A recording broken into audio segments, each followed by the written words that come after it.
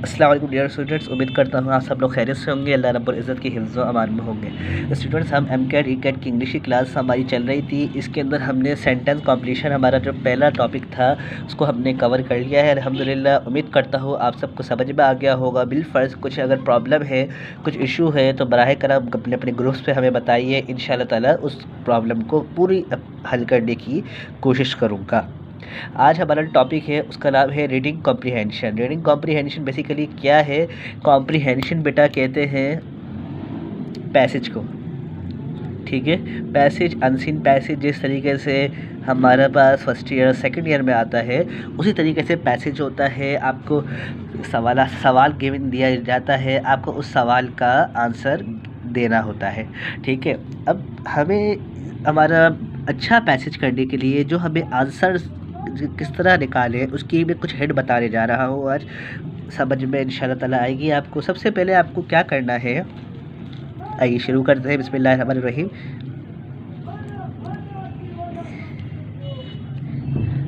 पहला पॉइंट है read the passage carefully. आपका जो पैसेज है आपको उसको बिल्कुल केयरफुली रीड करना है, ठीक है। उसका क्राइटेरिया समझना है, उसका मेथड समझना है। आपको ये समझना है जो राइटर है उसने ये लिखा है, जो पैसेज लिखा है वो क्यों लिखा है बेसिकली, ठीक है। दूसरा पॉइंट है आपको सेंट्रल आइडिया उसका निकालना है,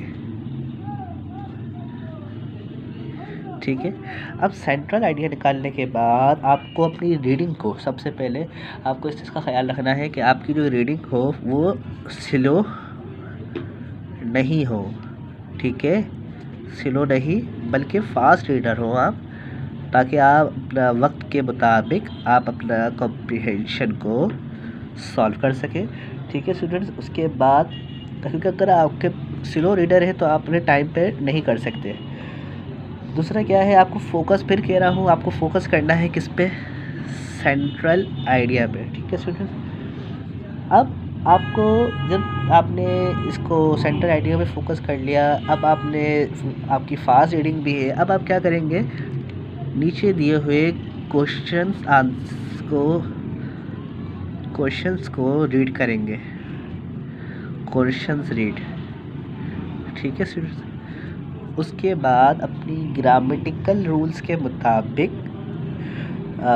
टेंसेस के मुताबिक आप उसको सॉल्व करेंगे। किस तरीके से? जिस तरीके से मैं आपको एक पैसेज अभी अगर आपको दिखाऊं तो मैं आपको दिखाता हूं, जैसे कि ये देखें।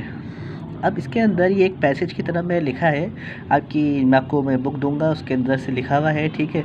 अब इसमें सवाल क्या दिया है कि how many single people are identify, कितने परसेंट, अगर 20% अगर आप पूरी अमेरिका की आबादी है घर की, तो एक घर के अंदर कितने परसेंट लोग होंगे, ठीक है।